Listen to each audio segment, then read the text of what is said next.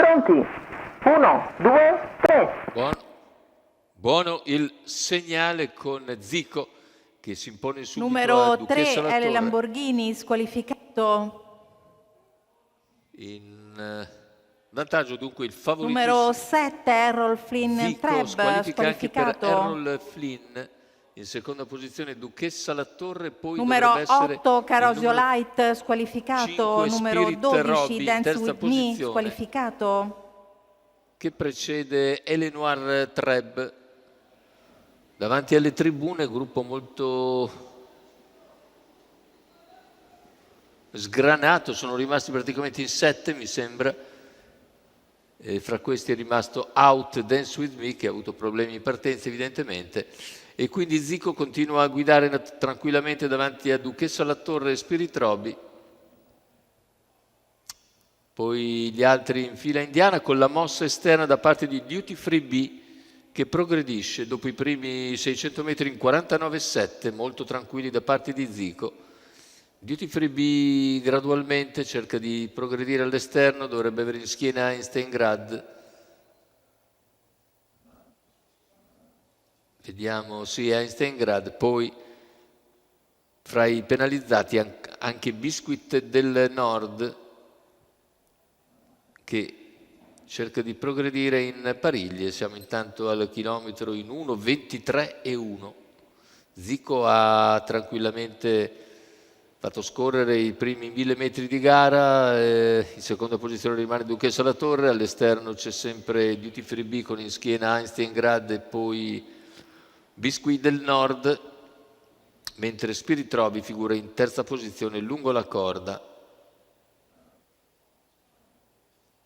davanti a Eleanor Treb. Errol Flynn segue, ma dovrebbe essere squalificato, quindi 550 alla conclusione con Zico che ora accelera di scatto.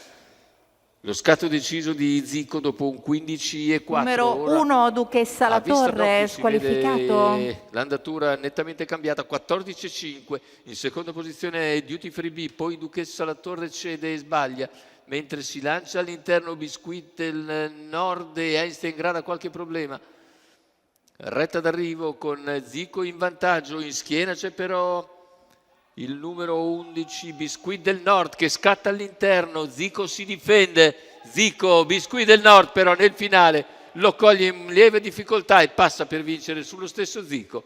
Al terzo posto finisce Duty Free B, 1:19,5 da tarare per il vincitore che Enrico Bellei porta in open stretch guadagnando alcuni varchi interni e passando netto sul traguardo su Zico, che ha graduato per oltre 1 chilometro, ma poi non è riuscito a reggere lo spunto finale di Biscuit del Nord, che regala ad Enrico Bellei il triplo in giornata e il doppio a Mario Natinchi in qualità di trainer e questa volta anche come proprietaria.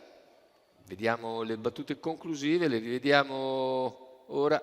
Zico entra nettamente in testa addirittura d'arrivo, ma è velocissimo Biscuit del Nord a ingambarsi in open stretch e a guadagnargli una lunghezza sul traguardo, mentre al terzo posto finisce Duty Free B. È tutto per questo convegno di corsa dell'Ippodromo Marcoveggio, che era anche l'ultimo della stagione 2025, quindi l'appuntamento è per il prossimo anno, il giovedì 1 gennaio, Capodanno. Subito Bologna inizia la sua stagione di corse. Noi vi auguriamo un fine 2025 sereno.